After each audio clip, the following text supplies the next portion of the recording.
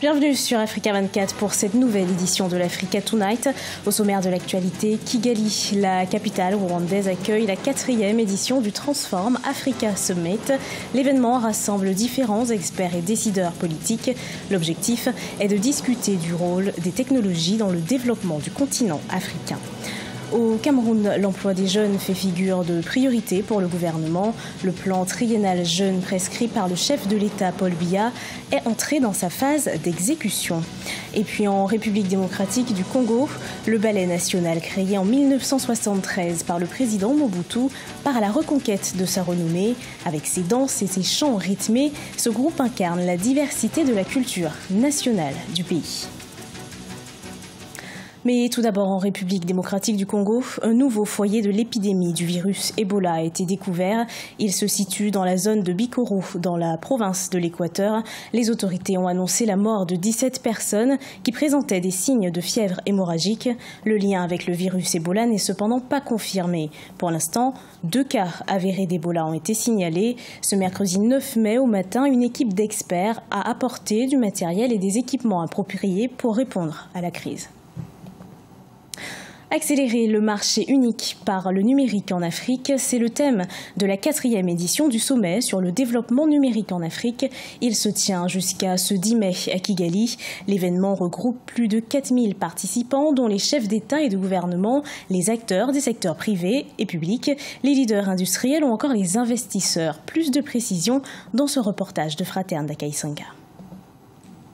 La 4e édition du Transform Africa Summit s'est ouverte officiellement à Kigali ce 8 mai 2018 sous l'égide du président rwandais Paul Kagame. Le rendez-vous annuel rassemble différents experts et décideurs politiques pour discuter du rôle des technologies de l'information et de la communication dans le développement du continent africain. Plus de 4000 personnes venues de 75 pays dont les chefs d'État et de gouvernement, des industriels, des start-up et académiciens participent à ce sommet pour proposer des innovations qui pourront accompagner le développement du continent. Je dirais que les participants dans cette salle, surtout les membres du secteur privé, ont déjà entendu l'appel de nos dirigeants à l'action et ils se sont engagés à embrasser le numérique pour plus de rentabilisation et de vitesse dans les affaires. Tout ceci à cause de la digitalisation de nos industries, des systèmes de logistique, de nos systèmes financiers, de nos douanes, de nos services fiscaux et ainsi de suite. La création et le développement des villes intelligentes en Afrique, l'administration électronique, les centres de santé en ligne, tels ont été quelques points qui ont fait l'objet des discussions des experts en matière de TIC rassemblés dans la capitale rwandaise. Pour ces décideurs, toutes ces résolutions ne pourraient aboutir sans la contribution effective des blocs économiques continentaux. There is still this myth that we always have to work. Il y a toujours eu un mythe selon lequel l'Afrique ne peut financer ses grands projets sans aller commander à l'étranger. Je pense tout simplement que ceci est archi faux si on considère les milliards de dollars que l'Afrique perd chaque année à travers les taxes non recueillies en envoyant nos biens à l'étranger. Tout cela pour vous montrer qu'on est riche mais qu'on abuse de nos ressources et qu'il faut tout faire pour revenir à l'essentiel qu'est le développement de notre continent. Et l'une des discussions les plus attendues par les participants portait sur la possibilité de création et d'utilisation de la crypto-monnaie unique en Afrique. Le sommet va s'achever par la signature de plus de 10 accords de partenariat entre les gouvernements africains et différentes sociétés participantes. Les autorités camerounaises ont fait de l'emploi des jeunes une priorité. C'est dans ce cadre que le président de la République, Paul Biya, a initié un programme. Il s'agit du plan spécial triennal jeunes destiné à réduire le taux de chômage qui reste élevé dans cette catégorie de la population. Les précisions d'Adidjatou Badawi. Formation et emploi des jeunes, 2 réalités en parfaite inadéquation au Cameroun. Des réalités qui mettent en évidence l'épineux problème du chômage en milieu jeune. D'après les données du ministère camerounais de la jeunesse, plus de 2 millions de Camerounais, dont l'âge varie entre 15 et 35 ans, sont à la quête d'un emploi. Pour une meilleure insertion socio-professionnelle des jeunes Camerounais, plusieurs programmes ont été mis sur pied par les autorités. Il s'agit entre autres du PAGER-U, du PIFMAS, du PIACI et du Paris Jeudi. Les stratégies d'emploi du gouvernement ont pris une nouvelle orientation en 2016 avec l'annonce par le chef de l'État Paul Biya d'un plan triennal spécial jeune. Le chef de l'État, en prescrivant ce plan triennal spécial jeune, avait également circonscrit les domaines prioritaires d'insertion des jeunes. C'était l'agriculture, l'économie numérique, l'industrie et l'innovation technologique. C'est d'ailleurs ces 4 domaines que nous avons traduits en 17 filières d'insertion des jeunes. Le plan triennal spécial jeunes bénéficie d'un financement de 102 milliards de francs CFA. En janvier dernier, le ministère de la Jeunesse recensait 160 000 jeunes inscrits. À ce jour, plus d'une cinquantaine de jeunes à travers les 10 régions du pays ont reçu des chèques et matériels pour la mise en œuvre de leurs projets. En dépit de ces avancées, les avis des jeunes divergent sur l'efficacité de ce projet gouvernemental.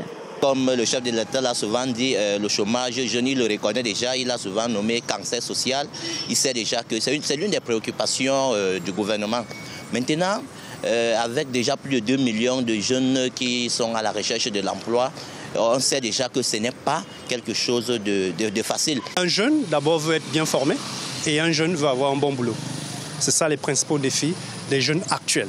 Maintenant, est-ce que les réponses sont en adéquation? C'est là la véritable problématique, c'est là la véritable question. 403 390 emplois formels ont été créés en 2016 et ce nombre a été reconduit en 2017. Le plan triennal spécial jeunes qui est en cours d'exécution permettra à 1,5 million de jeunes, soit 500 000 chaque année, d'avoir un emploi formel.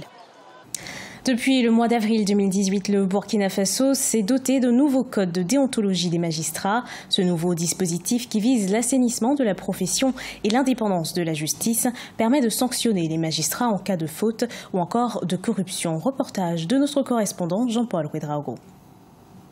Au Burkina Faso, l'adoption par résolution en avril 2018 d'un nouveau code de déontologie des magistrats vise, selon les autorités judiciaires, à assainir la profession qui connaît de plus en plus de difficultés. Avec un caractère contraignant dans le nouveau dispositif, ce code permet désormais de sanctionner tout magistrat coupable de manquement, ce qui n'était pas le cas, notamment dans l'ancien code. Ça a connu plusieurs étapes où le projet a été élaboré par des experts, amendé, et pris en compte, les amendements pris en compte par ces experts-là. Et on a eu un atelier qui a regroupé une 60aine de magistrats et au bout duquel le projet du code a été soumis donc, à l'adoption par résolution au niveau du Conseil supérieur de la magistrature.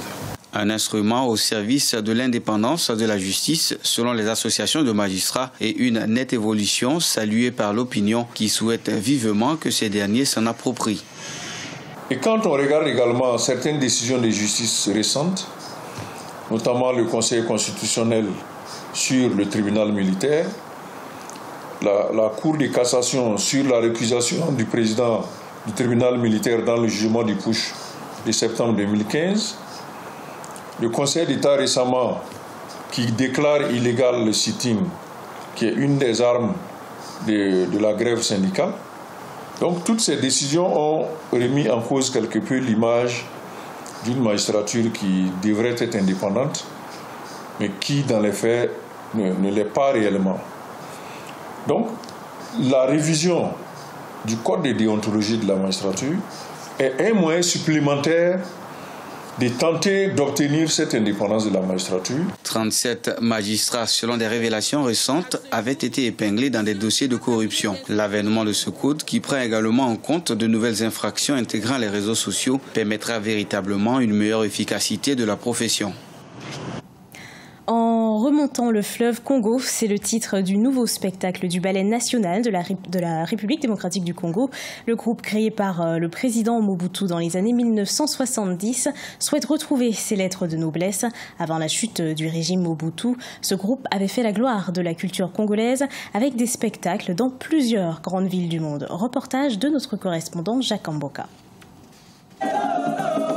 Créé en 1973 par le président Mobutu, le Ballet national incarne la diversité de la culture nationale. Avec ses multiples tournées à travers le monde, de Kinshasa à Bruxelles, en passant par Paris, Londres, New York, Tokyo ou Pékin, ce groupe a porté haut la culture nationale par la danse, des chants rythmés d'une percussion authentique. Toute une école qui, après la chute du maréchal Mobutu, fait face aux nombreuses difficultés, réduisant à presque rien sa renommée.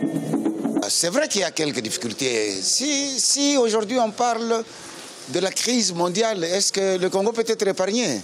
Non.